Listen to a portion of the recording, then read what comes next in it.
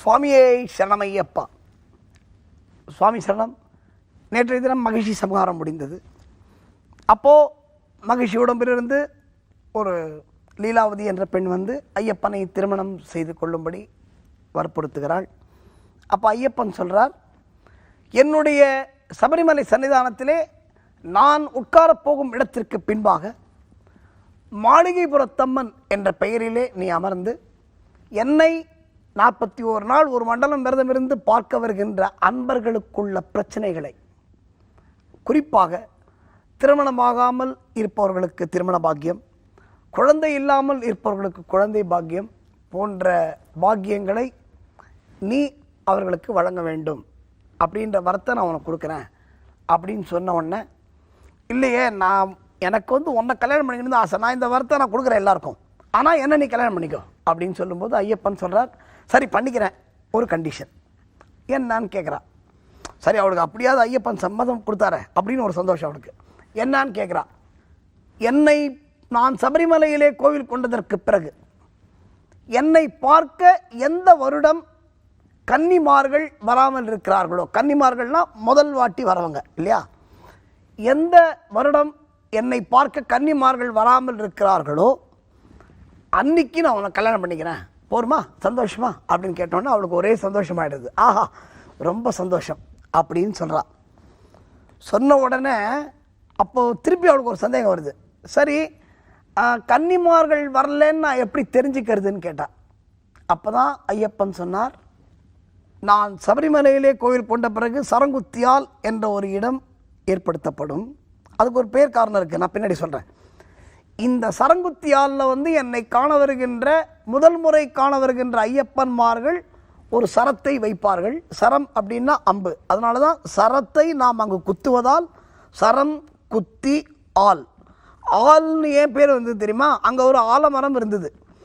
என்னை பார்க்க வருகிற பக்தர்கள், முதல் முறை வருகின்ற பக்தர்கள் ஒரு சரத்தை எடுத்து அந்த ஆலமரத்திலே குத்துவார்கள். அதனால தான் அந்த இடத்திற்கு சரம் குத்தி ஆல், ஆல்னா ஆலமரம் அப்படின்ற பேர் வந்தது. அந்த இடத்துல என்னைக்கு எந்த வருஷம் அந்த சரம் எந்த சரமும் இல்லாமல் இருக்கோ அப்போ யாருமே என்னை பார்க்கறதுக்கு முதல் வாட்டி வரலன்னு அர்த்தம். அப்புறம் அவனை கல்யாணம் பண்ணிக்கிறேன்ட்டார். சந்தோஷமாக ஒத்துண்டாளாங்க. ஆஹா, இந்த வாரம் போகிறோம் எனக்கு அப்படின்னு சொன்னாலாம். அதனால தான் இன்றைக்கும் பார்த்தீங்கன்னா, இன்றைக்கும் இப்போவும் மகரஜோதி என்று மகரஜோதி நாள் முடிந்த பிறகு சபரிமலையிலேருந்து ஒரு யானை கிளம்பி மாளிகைபுரம் சன்னதியிலேருந்து கிளம்பும். அந்த யானை கிளம்பி சரங்குத்தியால் வரைக்கும் போயிட்டு அந்த அம்பை பார்த்துட்டு, அங்கே நிறைய அம்பு இருக்கும், லட்சக்கணக்கான பக்தர்கள் வருகிறார்கள். அந்த அம்பை பார்த்துட்டு அந்த யானை திரும்பி வரும்போது அன்பர்களே, இன்றைக்கும் கண்கொள்ளா காட்சி. அதை பார்த்தா தான் தெரியும். போகும்போது அந்த யானை ஜாலியாக போகும்.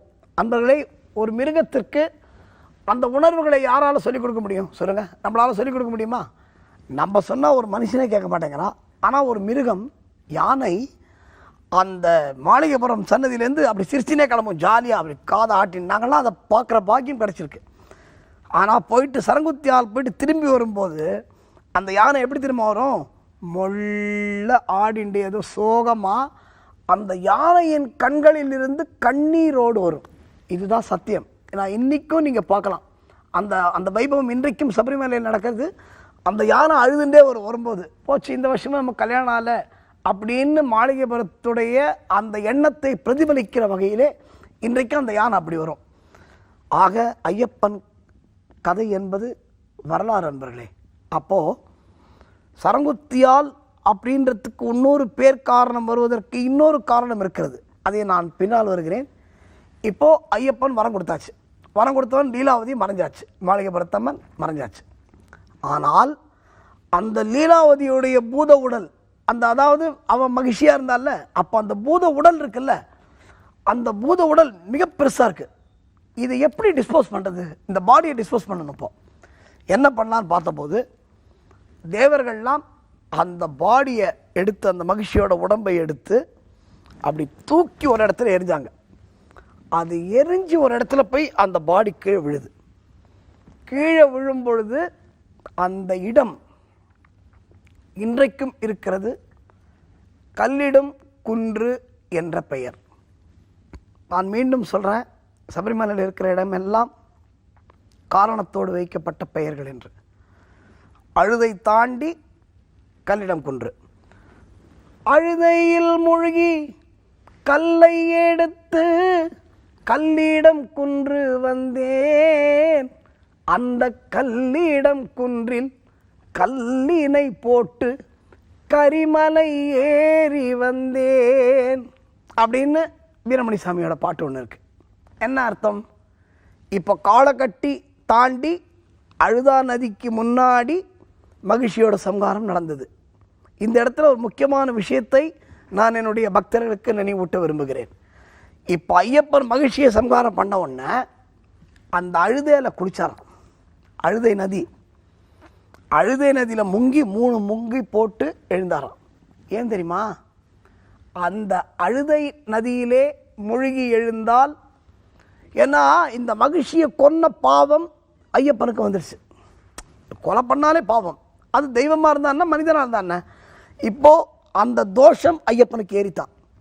அப்போ சிவன்கிட்ட கேட்டபோது சிவன் சொன்னாராம், அழுதையில் மூழ்கி எழுந்துரு, உன்னுடைய பாவம் போயிடும் அப்படின்னாராம்.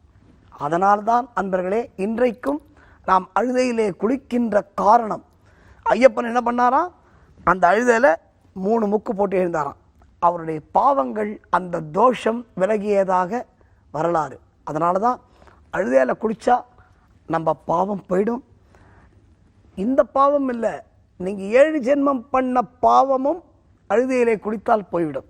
அதனால தான் அழுதையில் குளிக்கிற காரணம். அழுதை தாண்டி கல்லிடம் குன்று என்ற ஒரு இடம் இருக்கிறது. இப்போது அந்த பாடி ரொம்ப பெருசாக இருந்ததுன்னா அந்த பாடியை மூட முடியல, ரொம்ப பெரிய பாடி. அப்போது ஐயப்பன் தன்னுடைய தேவகணங்கள், தன்னுடைய பூதகணங்கள் எல்லாருக்கும் கட்டளையிட்டு, இந்த அழுதையில் நிறைய கல் இருக்கும், அந்த கல்லை எடுத்து அந்த பாடி மேலே போடுங்க, அந்த கல் மூடும் அப்படின்னு சொன்னதுனால இன்றைக்கும் நாம் அந்த கல்லிடங்குன்று என்ற இடத்திலே அந்த நிகழ்ச்சியின் நினைவாக நாம் கல்லிடங்குன்றில் அழுதையிலே கல்லெடுத்து கல்லிடங்குன்றிலே போடுகிறோம். அந்த மகிழ்ச்சி உடம்பு மூடப்பட்டதான். இப்போது கல்லிடங்குன்று ஆயிற்று. இப்போ ஐயப்பன் அவதார மகிமை முடிந்தது. இதுக்கு அப்புறம் தான் சுவாரஸ்யமே. என்ன சுவாரஸ்யம்? இப்போ ஐயப்பன் எப்படி சபரிமலைக்கு கோயிலுக்கு போகிறது இல்லையா? அந்த கேள்வி வரும்ல, ஐயப்பன் எப்படி சபரிமலைக்கு சென்றார், சபரிமலை கோவில் எப்படி உருவானது என்ற ஒரு முக்கியமான சுவாரஸ்யமான தகவலை நாம் ஒரு நல்ல பாடல் கேட்டு ரசியுங்கள்.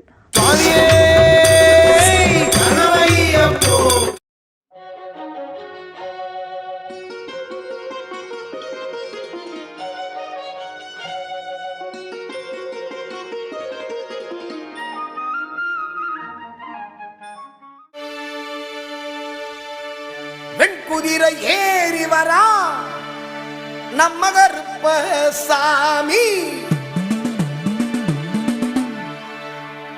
உருமி மேளத்தில் ஆடி வரா நம்ம கருப்பசாமி, சலங்கை கட்டி ஓடி வரா நம்ம கருப்பசாமி,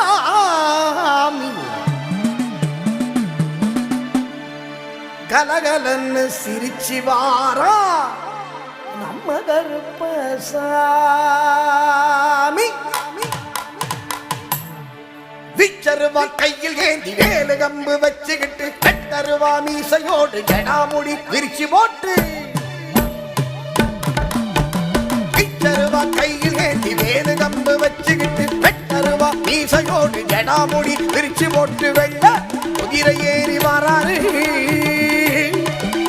அவர் செண்ட சலங்க கட்டி வர்றாரு, அவர் செண்ட சலங்க கட்டி வர்றாரு.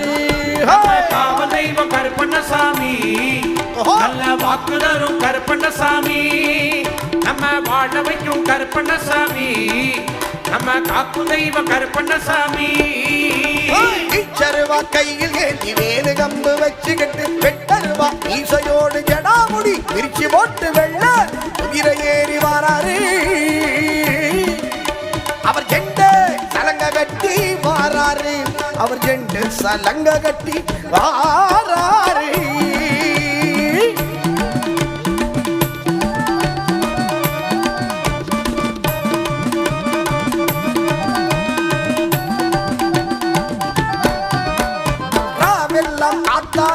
ஊர காப்பவன், காத்து கருப்பு அண்டாம பாதுகாப்பவன். சாமியே ஐயப்போ ஐயப்போ சுவாமியே ராவெல்லாம் காத்தாகி ஊர காப்பவன், காத்து கருப்பு அண்டாம பாதுகாப்பவன். சாம்பிராணி வாசத்திற்கே வந்து நிற்பவன், உச்சிகால பூஜை ஏற்று வாக்கு சொல்பவன். சஞ்சலங்கள் நீக்கி நம்மை காத்து நிற்பவன், கண்டனங்கி நின்றவர்க்கு தாயுமானவன். சொன்ன வாக்கு மாறாமல் துணை இருப்பவன், சொன்ன சொல்லுக்குள்ளே சத்தியமாய் வாழ்ந்திருப்பவன். ஐயனோட காவக்கார கருப்பண்ணசாமி, சாமி. அச்சங்கோவில் வாழும் எங்க கருப்பசாமி, ஓஹோ. ஆரியங்காவில் கோட்ட கருப்பசாமி, 18ஆம் படி காவல் கருப்பண்ணசாமி. இச்சருவா கையில் ஏந்தி ஏழு கம்பு வச்சு விட்டு வெட்டருவா மீசையோடு எடாமுடி பிரிச்சு போட்டு வெள்ள குதிரை ஏறி மாறாரு அவர் செண்ட சலங்க கட்டி, மாறாரு அவர் செண்ட சலங்க கட்டி கட்டி மாறாரு.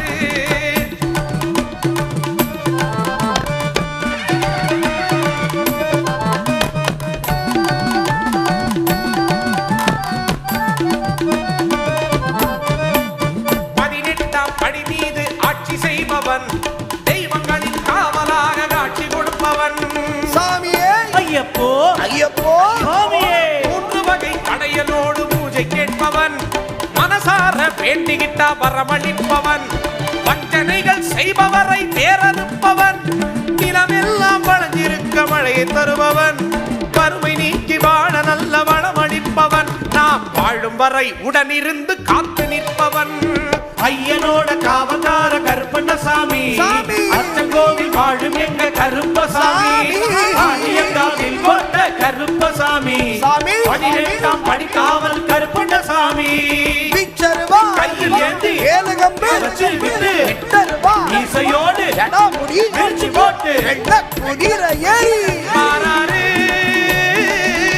அவர் செண்ட சலங்க கட்டி, மாறாரு அவர் செண்ட சலங்க கட்டி வராரு வராரு வராரு வராரு. ஐயனோட காவக்கார கருப்பசாமி வாரார், 18ஆம் படிக்கார கருப்பசாமி வாரார், ஐயனோட காவக்கார கருப்பசாமி வாரார், 18ஆம் படிக்கார கருப்பசாமி வாரார், மனுஷனோட மனுஷனாக, கருப்பசாமி வாரார், மனுஷனோட மனுஷனாக, கருப்பசாமி வாரார், தெய்வங்களின் காவலாக, கருப்பசாமி வாரார், தெய்வங்களின் காவலாக கருப்பசாமி வாரார், வெத்தலைய போட்டுக்கிட்டு கருப்பசாமி வாரார், வண்டி போட்டு நாம் அடக்கி கருப்பசாமி வாரார், வெண்பட்டு கட்டிக்கிட்டு கருப்பசாமி வாரார், உன் கோப காரணவ, கருப்பசாமி வாரார், உன் கொண்ட காரணவ, கருப்பசாமி வாரார், வில்லு பாட்டு பாடிக்கிட்டு கருப்பசாமி வாரார், இச்சருவா தூக்கிக்கிட்டு கருப்பசாமி வாரார், இச்சட்டி ஏந்திக்கிட்டு கருப்பசாமி வாரார், ஈய சக்தி நடு நடுங்க கருப்பசாமி வாரார், இசையட்டும் இடிமுழங்க, கருப்பசாமி வாரார், ஈவினைகள் ஒட்டி விட கருப்பசாமி வாரார், கருப்பசாமி வாரா, கருப்பசாமி வாரார், கருப்பசாமி வாரா, கருப்பசாமி வாரார், நல்ல வாக்கு சொல்லிடவே, கருப்பசாமி வாரார், நல்ல வாக்கு சொல்லிடவே, கருப்பசாமி வாரார், சொன்ன வாக்க காக்கத்தானே, கருப்பசாமி வாரார், கருப்பசாமி வாரா, கருப்பசாமி வாரார், கருப்பசாமி வாரா, கருப்பசாமி வாரார், கருப்பசாமி வாரா, கருப்பசாமி வாரார், கருப்பசாமி வாரா, கருப்பசாமி வாரார், கருப்பசாமி நம் வீட்டை காக்க கருப்பசாமி வாரா, 18ஆம் படி காவல் தெய்வம் கருப்பசாமி வாரா, நம்ம கருப்பசாமி வாரா, நம்ம குழந்தைகளை காத்திடவே, சந்ததியை காத்திடவே கருப்பசாமி வாரா, கருப்பசாமி வாரார், கருப்பசாமி வாரார், கருப்பசாமி வாரார், கருப்பசாமி வாரா, கருப்பசாமி வாரார், கருப்பசாமி